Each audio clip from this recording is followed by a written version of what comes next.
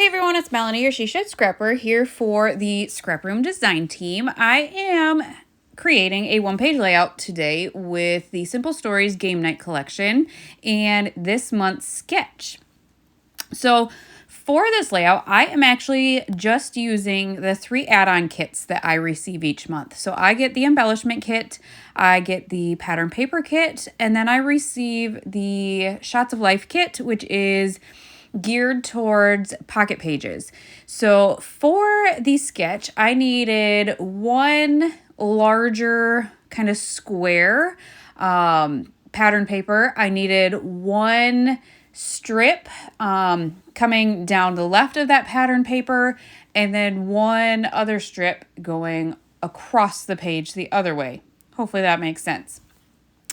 In the sketch, they did have 2 kind of 4x4 photos is what it looks like. I, however, am only going to use one 4x6 photo. So that is one nice thing about sketches, is that you can customize them to what works for you. So for my pattern paper, I used the polka dotted paper. And then for the strip going across the page, I am actually using the border sticker from the sticker sheet. So that will go all the way across. And then this kind of coral paper is going to be my flag down the left-hand side of the polka dotted paper. So I absolutely love the colors of this collection. I think they are just so fun. And it was really fun too to just use the add-on kits to kind of show that you get enough with those add-on kits. You don't even need the main flavors of the month kit in order to create a layout. And I could get at least another 1 page, if not more, created with the 3 add-on kits that I am using. So the border sticker didn't actually reach the full 12 inches across. So once I knew how wide my flag was going to be, I did go ahead and cut the scallop border and make sure that that did expand all the way across the page. So the photo I am documenting is kind of a selfie of us playing a card game. No, I think Pictionary maybe around the table. This was a family trip to Canada, and lots and lots of board games and card games are played when we go. And so when I saw I was receiving this collection, I've had this photo to document for quite some time now. This was from a couple of summers ago, and I knew it was perfect for that. So I matted my photo in white and then green, and I apologize. I think that green might have come from my stash. I cannot remember. I don't think with any of the add-ons you get cardstock. It's only with the flavors of the month. So I'm almost 100% sure that green cardstock came out of my stash. For my title, even though I have the whole sticker sheet, I actually decided to fussy cut one of the cut aparts. It was a fun game night title and an easy fussy cut. They were straight lines, and so I am doing that now kind of off camera. Sorry about that. But what I did decide to do was leave a black border, excuse me, around the actual image.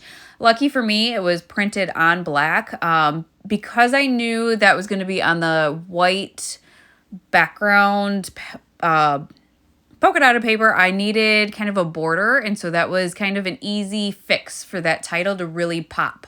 So trying to figure out the placement of my photo now based on my title. So it is large and in charge, and I didn't want to cover up too much of my photo by placing my photo further up, if that makes sense. I am adding some foam tape to the title just to add some dimension to the layout. And then I just felt like a natural placement for an embellishment cluster is on that bottom left of